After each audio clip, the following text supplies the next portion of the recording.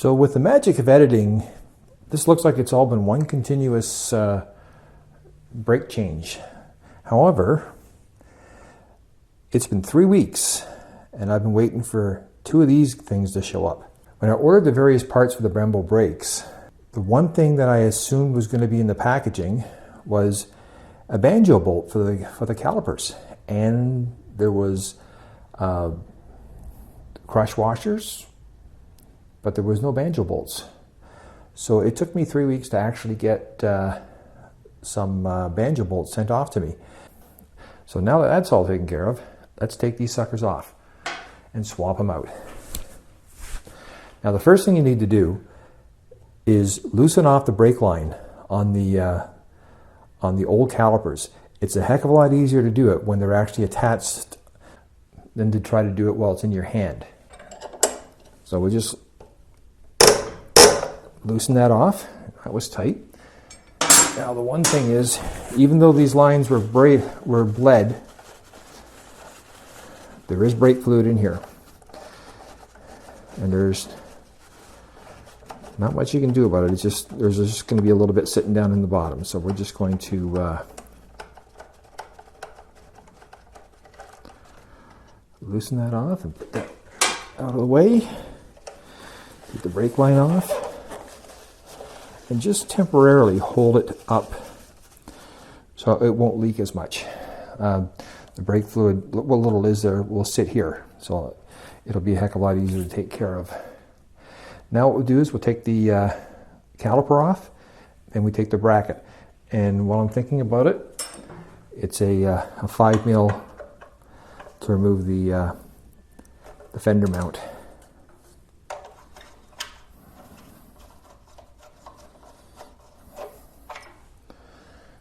And that'll be going on in the new bracket. So we want this one here.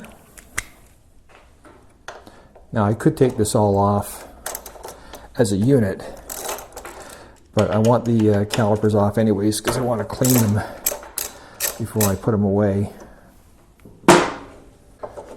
Again, there'll be a little bit of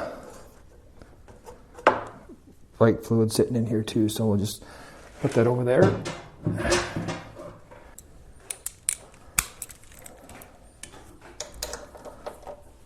And these are just torque bolts. They're not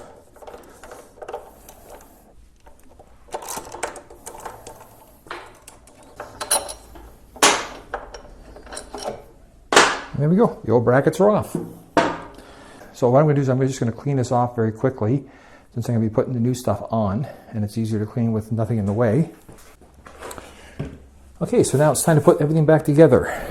Now, these particular brackets actually have a mounting extension for the front fender, and there are 2 little 2 mil bolts that hold this in place. So you actually have to put Loctite on these to make sure they decide not to work out over time. So a couple of drops, because they are small, but you do want to Loctite them in. Now, because of the way these brackets are made, I really can't recommend using the stock bolts from the bike. These are a little bit shallower than the other brackets that the bike came with, and the guy who made them actually recommended a specific length bolt. So these bolts, if you actually look at them, they're just they're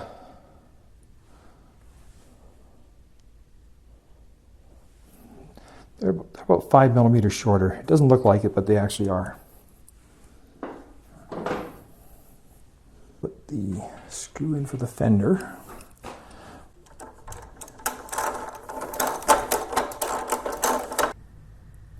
Now, these are torqued to the 22 foot-pounds. So we'll just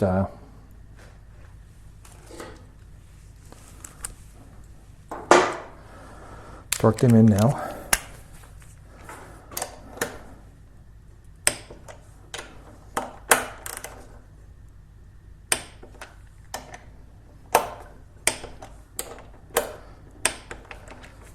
Now, normally these are Loctited on the bike. That's the way like Honda does. They put Loctite on them and torque them down, but I'm actually going to safety wire them. I ordered bolts that actually were pre-drilled for safety wire. When you get these calipers from Brembo, they actually have these little fiber plastic inserts to keep everything from going anywhere and shipping. You definitely want to make certain you don't have these in when you're trying to put on the rotors. So now we're going to put the new calipers on. Remove the plug to protect it from dirt and debris. And then we just pull this guy down here.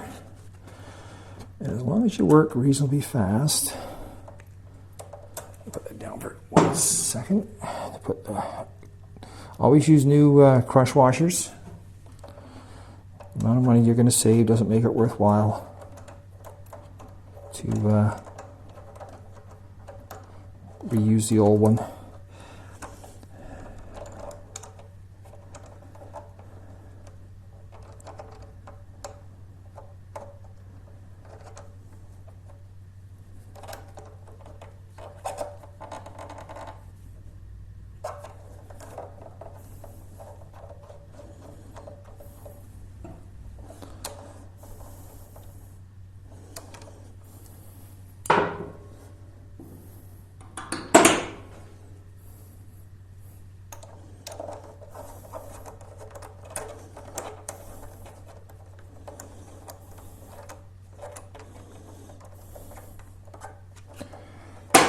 Now, right now, let's back this off a little bit. Now, right now, I'm not doing this right up tight until after I get the caliper installed properly.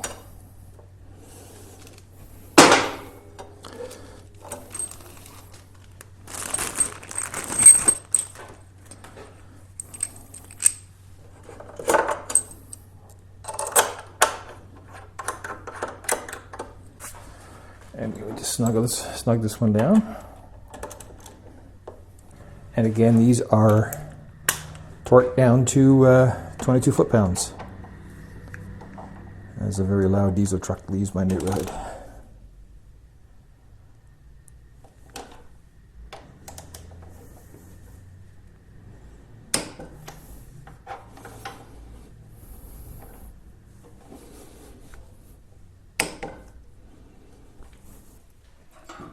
And now what we do is we just use a wrench to tighten these lines down.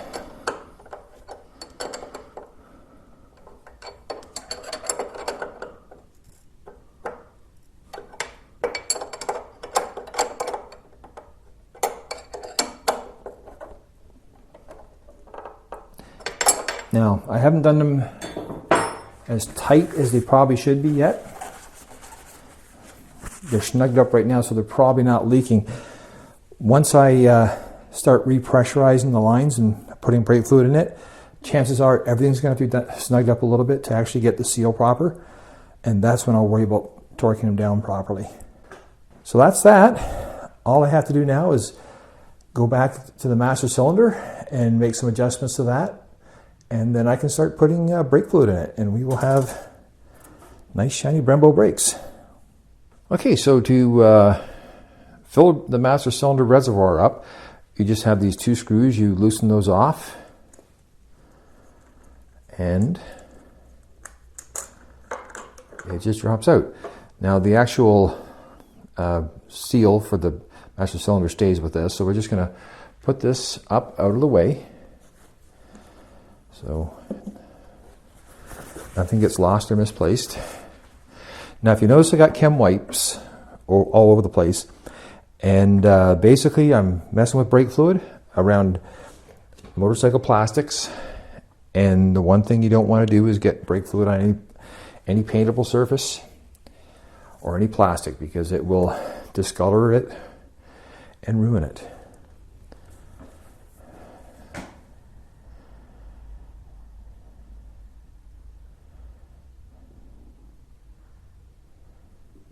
Okay, well, this is a brand new container of brake fluid. Always use a brand new container. The price of this stuff is next to nothing. There's no excuse using old brake fluid in your motorcycle. I'm just using my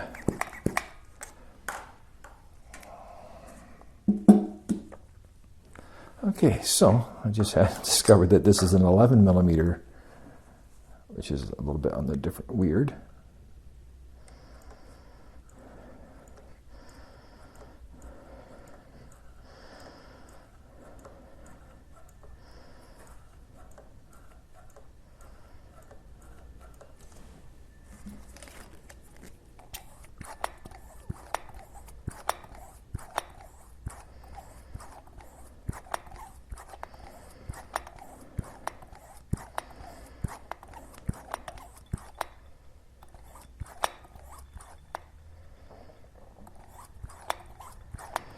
You see the air is starting to escape, so we'll shut that off now. So what I'm done now is just basically fill this part of the master cylinder with the brake fluid. And I've tried to get the air bubbles out, but now we've got brake fluid is now working its way down to the lower section, so we shall switch down over to there. Okay, so as you can see, I've set up the brake up here.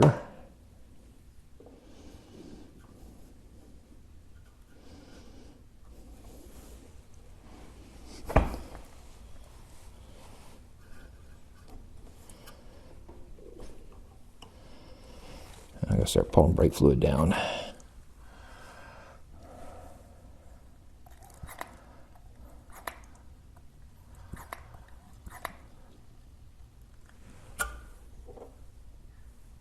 I'm also checking to see if there's any leakage out of the master cylinder, or sorry, I'm checking to see if there's any leakage out of the banjo bolt to the caliper. Now there might, if there's a lot of leakage right now while it's actually flowing in, that would be something I'd have to address right away. I expect there'll probably be a little bit of leakage once you start pressurizing the system.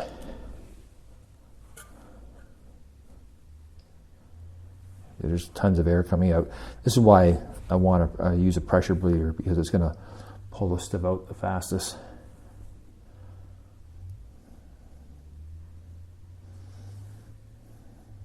I'm not even pumping the lever, and it's just pulling it through quickly right now.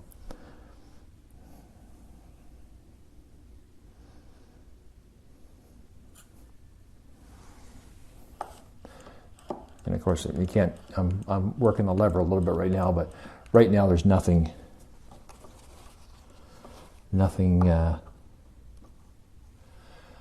coming through because the lever's not fully pressurized yet.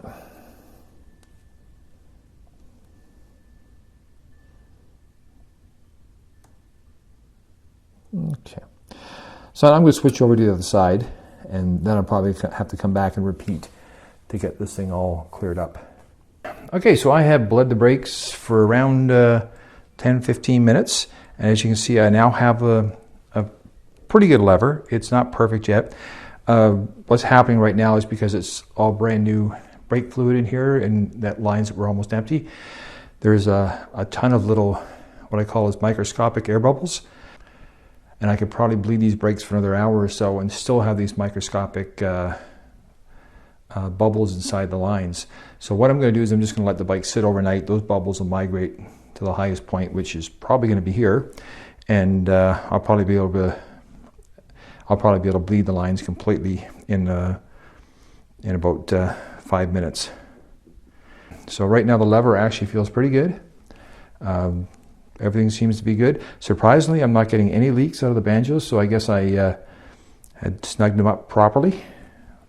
Well, actually, whenever I do brakes, I always keep an eye on connections and that, because, you know, things move around time, especially driving on the streets with some of the beautiful roads we have. Yeah, it is sarcasm. I've had a few things shaken loose and broken on this bike.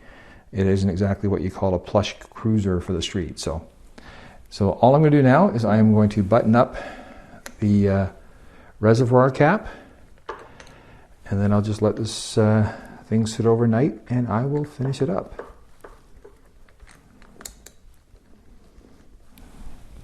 And hopefully tomorrow this thing will be just fine and almost ready to go, except for the stupid winter storms that keep showing up and dropping ice pellets and stuff on us right now. So the Brembo brake job for the RC51 is complete. So as you can see here, this is the angle I bent the bracket to hold the master cylinder level. The hose itself, you can see with the straight nipple, is no longer kinked. I had to shorten it by about 3/4 of an inch. And other than that, that's pretty much it for that. The one thing to be aware of is the brake lines down here. Because this is a 2-line system, you got to make certain the lines are actually sort of like angled away, because the connections actually will bind if you try to keep them both in a straight line. Just something that happens. And of course the brake calipers are installed. Now the mounting bolts for the bracket, I just safety wired them in. You can use Loctite. So basically what I did was I just did what I've done in my 250 GP racing days, is I just safety wired them in. And these bolts are not something I really plan on taking out very often, if at all, other than maybe just to clean something or whatnot. So safety wire is actually more than adequate. So this is it. There will be another video, probably 2 or 3 weeks later to a month. Once I get the chance to ride the bike, because right now the master cylinder is set up as a standard unit, set up in factory standard. So until I ride it, I don't know exactly how much lever play I want and how much braking force I want. So once I get used to it and get comfortable with it, I'll do another video explaining how it works. So anyways, that was a very long process in time and in recording. So hopefully you enjoyed it. DeathsStalker signing off.